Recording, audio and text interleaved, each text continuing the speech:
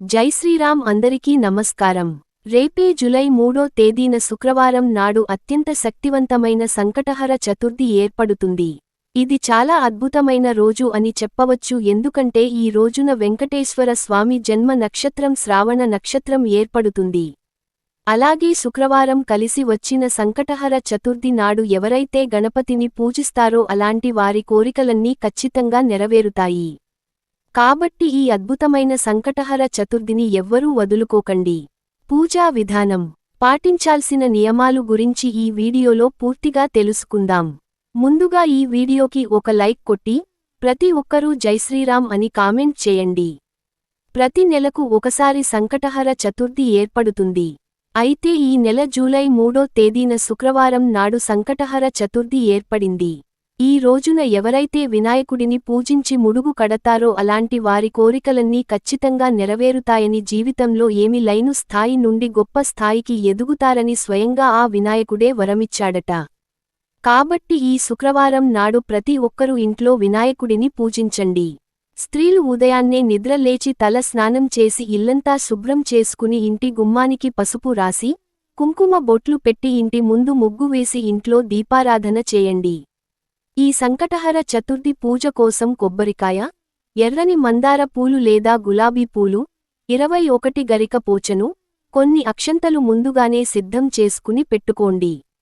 అలాగే ముడుపు కట్టడానికి పసుపు రంగు కాటన్ అవసరం. ఎండు ఖర్జూరాలు, అరటి పండ్లు, తమలపాకులు సిద్ధం చేసుకోండి. పూజ చేసే స్త్రీలు ఎరుపు రంగు వస్త్రాలు ధరించి కాళ్లకు పసుపు రాసుకొని నుదుటిన కుంకుమ బొట్టు పెట్టుకుని వినాయకుడిని పూజించాలి. పూజ గదిలో ముగ్గు వేసి మీ పూజను ప్రారంభించండి. ముందుగా ఒక చిన్న పసుపు గణపతిని తయారు చేయండి. పసుపు గణపతిని తమలపాకు పైన పెట్టి పూజ గదిలో ప్రతిష్ఠించి పసుపు, కుంకుమలు, పూలు, అక్షంతలు వేసి నమస్కారం చేసుకోండి. అలాగే మీ పూజ గదిలో ఉన్న గణపతిని మందార పూలతో లేదా ఎర్రని గులాబీ పూలతో అలంకరించండి. ఎర్రని మందార పూలు అంటే గణపతికి ప్రీతికరమైనవి. కాబట్టి ఎవరైతే గణపతిని ఎర్రని మందారాలతో పూజిస్తారో అలాంటి వారి కోరికలన్నీ ఖచ్చితంగా నెరవేరుతాయి. అలాగే గరిక అంటే వినాయకుడికి చాలా ఇష్టం కాబట్టి 11 గరికపోచర్లను గణపతి ఫోటో ముందు పెట్టి నమస్కారం చేసుకోండి. మీకు గరిక ఎక్కువగా లభిస్తే గరిక మాల తయారుచేసి స్వామివారి ఫోటోకి వేస్తే ఇంకా మంచిది. గణపతి ఫోటో ముందు కొబ్బరి నూనెతో 2 దీపాలు వెలిగించి గణపతికి తాంబూలం సమర్పించి స్వామివారికి ముడుపు కట్టండి. ముడుపు కట్టే ముందు మీ కోరికలన్నీ గణపతికి చెప్పుకొని మీ కష్టాలన్నీ త్వరగా తీరిపోవాలని, మీ సంకల్పం నెరవేరాలని కోరుకోండి.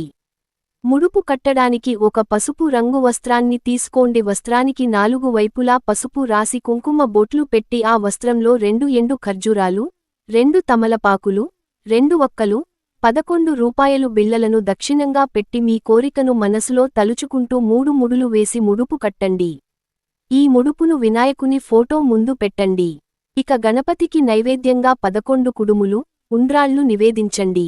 లేదా 11 అరటి పడ్లను నివేదించిన సరిపోతుంది. ఈ విధంగా వినాయకుని పూజిస్తూ ఓం గం గణపతయే నమః అనే మంత్రాన్ని జపించండి. చివరగా గణపతికి హారతి సమర్పించి ప్రదక్షిణాలు చేసి తల పైన అక్షంతలు వేసుకొని మీ భోజనాన్ని ముగించుకోండి. ఈ వ్రతాన్ని చేసే స్త్రీలు ఖచ్చితంగా సంకటహర చతుర్థి వ్రత కథను చదవడం కానీ, వినడం కానీ చేయాలి. అలాగే ఆడవారు ఖచ్చితంగా ఉపవాసం ఉండాలి. కటిక ఉపవాసం లేకుండా పాలు, పండ్లు స్వీకరించవచ్చు. ఉదయం అంతా ఉపవాసం ఉండి సాయంత్రం చంద్రుడిని దర్శించుకుని ఉపవాసాన్ని విరమించి భోజనం చేయాలి. ఈ విధంగా ఉదయాన్నే ఇంట్లో గణపతిని పూజించి మీ దగ్గరలో ఉన్న గణపతి దేవాలయానికి వెళ్లి గణపతి చుట్టూ 5 ప్రదక్షిణాలు చేసి నమస్కారం చేసుకోండి. ఇక సాయంత్రం 6 దాటిన తర్వాత అంటే సూర్యుడు అస్తమించిన తర్వాత స్త్రీలు మరలా తల స్నానం చేసి పూజ గదిలో గణపతి ముందు దీపం వెలిగించి ఇంటి ముందు కూడా 2 దీపాలు వెలిగించి ఉదయం స్వామివారికి కట్టిన ముడుపు తీయాలి. ముందుగా ముడుపుకు నమస్కారం చేసుకొని ముడుపును ఇప్పతీసి అందులో ఉన్న బియ్యంతో పరమాన్నం తయారు చేసి గణపతికి నివేదనగా పెట్టాలి. అలాగే ముడుపులో ఉన్న తమలపాకులు, ఎండు ఖర్జూరాలు ఒక్కను ప్రసాదంగా స్వీకరించవచ్చు. ముడుపులో పెట్టిన 11 రూపాయలను మీ బీరువాలో పెట్టుకోండి. సాయంత్రం పూట ఇంట్లో పాలు పొంగించి ముడుపులో ఉన్న బియ్యంతో పొంగలి లేదా పాయసం తయారు చేసి గణపతికి నివేదించి కుటుంబమంతా ప్రసాదంగా స్వీకరించాలి. ఈ విధంగా ఇంట్లో పూజ పూర్తి చేసుకుని చంద్రుని చూసి నమస్కారం చేసుకొని మీ ఉపవాసాన్ని విరమించి భోజనం చేయండి. ఈ సంకటహర చతుర్థి రోజున చంద్రుడిని చూసి మీ మనసులో ఏదైనా కోరుకుంటే ఖచ్చితంగా మీ కోరికలన్నీ నెరవేరుతాయి. అలాగే ఈ రోజున తప్పనిసరిగా గణపతి ఫోటోకి పెట్టిన కుంకుమ బొట్టును స్త్రీలు పాపిట్లో పెట్టుకుంటే దీర్ఘసుమంగళీ యోగం కలుగుతుంది. ఇలా చేస్తే మీ వ్రతం సంపూర్ణంగా పూర్తవుతుంది. ఇది చాలా శక్తివంతమైన వ్రతం. ఒక్కసారి ఈ వ్రతాన్ని చేసి చూడండి. ఖచ్చితంగా మీరు ఆశ్చర్యపోయే శుభ ఫలితాలు కలుగుతాయి. అయితే చాలామందికి ఈ వ్రతం చేయడం కుదరకపోవచ్చు. అలాంటివారు ఈ శుక్రవారం ఉదయాన్నే అంటే సంకటహర చతుర్థి నాడు ఉదయాన్నే తల స్నానం చేసి మీ దగ్గరలో ఉన్న గణపతి దేవాలయానికి వెళ్లి స్వామివారికి గరిక మాల మరియు లడ్డూలను నైవేద్యంగా పెట్టండి. గణపతి అనుగ్రహంతో మీ కష్టాలన్నీ వెంటనే తీరిపోతాయి. అలాగే మీ భర్త సంపద బాగా పెరగాలంటే ఈ సంకటహర చతుర్థి నాడు గణపతి దేవాలయంలో 5 ప్రదక్షిణాలు చేసి ఆవు నెయ్యితో 2 దీపాలు వెలిగిస్తే మీ భర్త సంపద పెరుగుతుంది. అలాగే ఈ శుక్రవారం సాయంత్రం పూట మీ పూజ గది ముందు కూర్చుని సంకటనాశన గణేశ స్తోత్రం కనీసం 3 సార్లు చదవండి. అప్పుల బాధలు, ఆర్థిక సమస్యలన్నీ తీరిపోయి ధన లాభం కలిసి వస్తుంది. ఈ సంకటహర చతుర్థి నాడు ఓం గం గణపతయే నమః అనే మంత్రాన్ని జపిస్తూ వినాయకుడికి జిల్లేడు పూలు సమర్పిస్తే మీ కుటుంబంపై ఉన్న భయంకరమైన నరదిష్టి, నరఘోష మరియు చేతబడి వంటి ప్రయోగాలు పూర్తిగా నశిస్తాయి.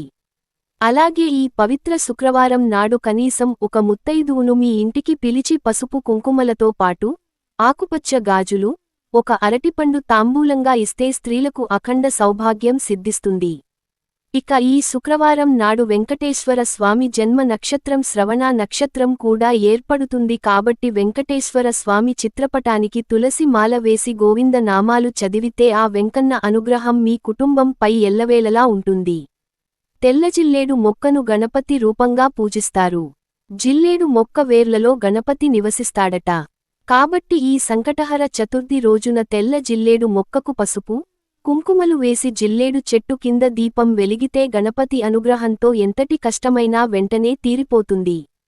ఇక ఈ శుక్రవారం ఎట్టి పరిస్థితుల్లోనూ మాంసాహారం తినకూడదు.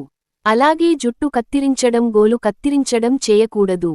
అలాగే మీ పిల్లలకు మంచి విద్యాబుద్ధులు కలగాలంటే ఈ చతుర్థి నాడు ఒక జిల్లేడు ఆకుపైన గంధంతో శ్రీ అని రాసి మీ పూజ గదిలో గణపతి ఫోటో దగ్గర ఆ జిల్లేడు ఆకులు పెట్టండి. మీ పిల్లలకు మంచి విద్యాబుద్ధులు, తెలివితేటలు, జ్ఞాపకశక్తి పెరుగుతాయి. ఇక మీ మనసులోని కోరికలు తక్షణమే నెరవేరాలంటే ఈ శుక్రవారం గోమాతకు పచ్చగడ్డిని తినిపించి నమస్కారం చేసుకుంటే కోరిన కోరికలన్నీ నెరవేరుతాయి. ఇక ఉద్యోగ ప్రయత్నం చేసేవారు ఈ సంకటహర చతుర్థి నాడు గణపతిని గన్నేరు పూలతో పూజిస్తే ఖచ్చితంగా మీరు కోరుకున్న ఉద్యోగం వరిస్తుంది. శ్రవణ నక్షత్రం శని గ్రహ దోషాలను హరిస్తుంది. కాబట్టి ఈ శుక్రవారం సాయంత్రం పూట రావి చెట్టు కింద మట్టి ప్రమిదలో నువ్వుల నూనె పోసి వత్తి చేసి దీపం వెలిగిస్తే మీ జాతకంలో ఉన్న శని దోషాలు తొలగిపోయి మీరు చేపట్టిన పనులన్నీ ఆటంకాలు లేకుండా పూర్తవుతాయి. అలాగే సంతానం కోసం ఎదురుచూసే దంపతులు నీటిలో గరిక వేసి ఆ నీటితో గణపతి విగ్రహానికి అభిషేకం చేస్తే సంతాన ప్రాప్తి కలుగుతుంది. ముఖ్యంగా చదువుకునే విద్యార్థులు ఈ రోజున గణపతి దేవాలయానికి వెళ్లి గణపతి ముందు గుంజిళ్లు తీస్తే విద్యలో ఆటంకాలు లేకుండా విద్యా ప్రాప్తి కలుగుతుంది. అలాగే భార్యాభర్తల మధ్య గొడవలు ఏర్పడుతుంటే గణపతి దేవాలయానికి వెళ్లి గణపతికి అరటి పడ్లను సమర్పిస్తే దంపతుల సఖ్యత పెరుగుతుంది. ఈ వీడియో నచ్చితే ఒక లైక్ కొట్టి మా ఛానల్ని సబ్స్క్రైబ్ చేసుకొని మీకున్న ధర్మ సందేహాలకు మాకు కామెంట్ ద్వారా తెలియజేయండి.